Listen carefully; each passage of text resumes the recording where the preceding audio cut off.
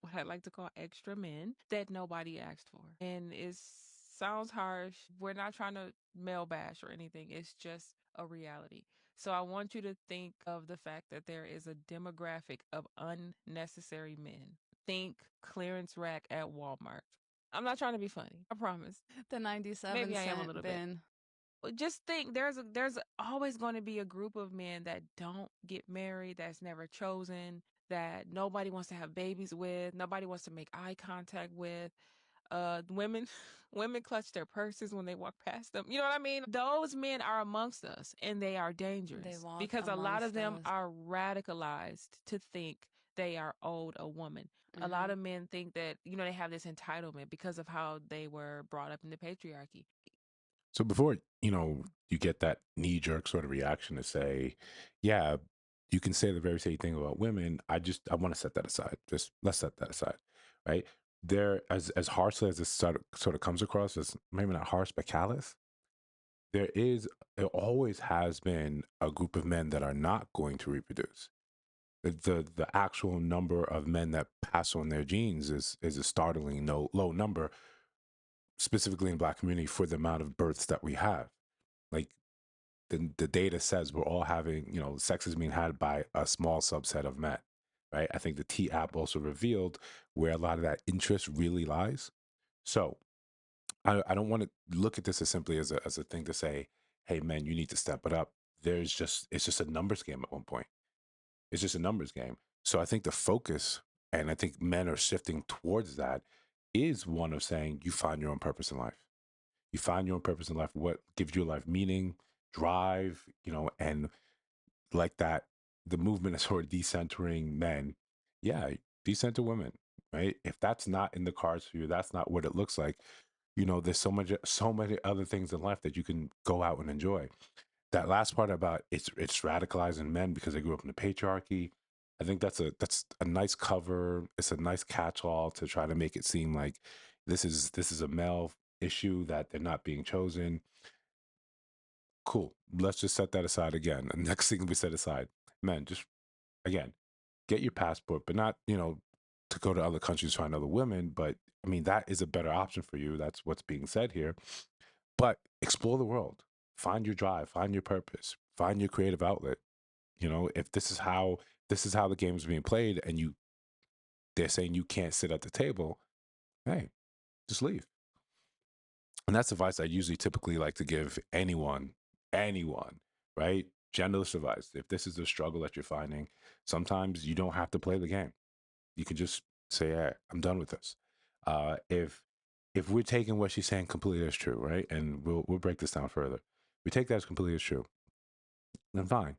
Don't bash your head against the wall trying to think that you are owed a woman. You are not, right? You are not owed the attention and gratitude of a woman. You are absolutely not. But understanding that, and I think there's a larger subset of men understanding that, they're simply saying, okay, what else is there to do? What else is there? Where else does the interest lie? And that I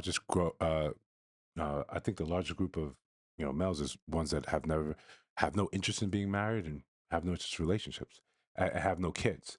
Just saying, okay, I don't want to get married. I don't have any kids. That's a larger and larger group.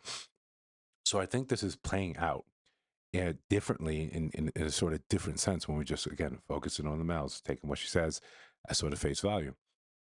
All right. So with that out of the way, like, comment, subscribe, hit the notification bell so you don't miss new uploads. Still trying to do 2 a day. Sicky series is continuing. And before anyone gets mad, I just woke up from a nap, and I just, there's more content that needs to be created. Let's go. Society is overflowing with what I like to call extra men that nobody asked for. And it sounds harsh. We're not trying to male bash or anything, it's just a reality. All right. So let's now look at that actual reality. If society is sort of split percentage wise, males and females, right? 52% is usually around thereabouts. Population is usually 52% female because, more women are born than males. And, with the males making up the remainder. If everyone's supposed to pair up 1 for 1, right? 1 for 1. Then if there's a surplus of useless males, then there's going to be a surplus of also useless women, right? That I think that's a very fair thing to say when we look at this in that context. When we look at it as there's a male loneliness epidemic, well, the more lonely males you have, the more chances of lonely women you also increase. Unless there's a new swing growing at a larger contingent of women that are honestly saying they don't want to help, they don't want a partner, like at all. And why I say at all, going off of what she's saying, useless males, uh, you know, bin store males. These are not the males that you desire, the males that you want to be with. So what's left? Those males that are available become more and more picky, more and more in in vogue. You have to do what they want to do. If they say you're Tuesday, you're Thursday, you're Friday, and these are only desirable males left, where does that say? You either going to join in that man's harem, or nothing at all. And if it's nothing at all, then you're kind of with the useless surplus of men. So whenever I see content like this that is sort of sometimes callous in its regard to males and saying, hey, they're just sort of there, they're sort of extra. There's a subset that have never been desirable. Facts, that's true. Historically, you can see that. You can absolutely see that. We just never focus on the amount of women that are also childless, that also don't marry. We don't focus on that and highlight and put in their face and says, you are now useless. There's more value to your life than a partnership. Plenty of people. I know a really, really close friend of mine, him and his wife, they don't want kids. That doesn't mean they're useless, right? They're finding each other, right? There's so many other ways of finding value in this life rather than thinking it has to come from your relationship to someone else, especially today when all we hear or all we're surrounded by is how awful the other gender is, how useless the other gender is unless they do these things. Now, I think a lot of it is false. I think of a lot of it is simply um, sensationalized to grab your attention, to grab your views, to grab your money. You say these things, and then same people log off and enjoy the fruits of your labor in their own cash apps, in their own pockets, and they go about their business.